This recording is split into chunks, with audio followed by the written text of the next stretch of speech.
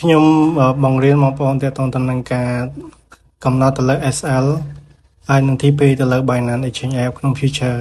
អញ្ចឹងយើងចុចទៅលើ Binance មកហើយយើងចុចទៅលើពាក្យថា Future ហើយបន្តមកទៀតយើងនឹងឃើញអក្សរថា TP SL នៅកណ្ដាលយើងចុចលើវាមកហើយយើងចុចទៅលើ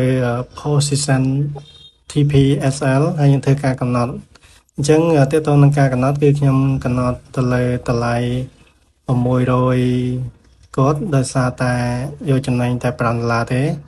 ហើយចំពោះ stop loss របស់ខ្ញុំគឺខ្ញុំកំណត់យក642គឺខ្ញុំខាតតែ4សេនទេអញ្ចឹងត្រង់ចំណុចនេះគឺយើងធ្វើការចុច continue confirm មកហើយconfirm ម្ដងទៀតអូខេអញ្ចឹងតើតើនឹងការកំណត់គឺឲ្យយើងបញ្ជាក់ថាយើងធ្វើការគ្រប់គ្រងទៅលើ risk management របស់យើងបានត្រឹមត្រូវតើតើនឹងការខាតហើយនឹងផលចំណេញ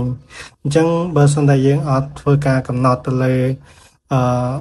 TP ឬក៏ SLT account របស់យើងនឹងអាច liquidate មានន័យថា account របស់យើងនឹងអាចធ្វើការបាត់បង់លុយទាំងអស់តែម្ដងបើសិនណាកាក់នឹងបន្តឡើងទៅលើទៀតអញ្ចឹងរាល់ការ trade ទាំងអស់ខ្ញុំណែនាំបងប្អូនធ្វើការដាក់ SL និង TP បានត្រឹមត្រូវហើយធ្វើយ៉ាងណាកុំឲ្យយើងផ្លេចឲ្យសោះបើយើងផ្លេច account របស់យើងនឹងអាចបាត់បង់អញ្ចឹងរាល់ការ trade គឺត្រូវតែមាន risk management ត្រឹមត្រូវហើយ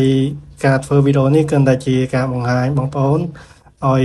ទាក់ទងនឹងចំណេះដឹងផ្សេងៗហើយក៏មិន advise បងប្អូនធ្វើការ trade ដែរហើយក៏តែជាការចែករំលែកនៅចំណេះដឹងឲ្យបងប្អូនយល់ដឹង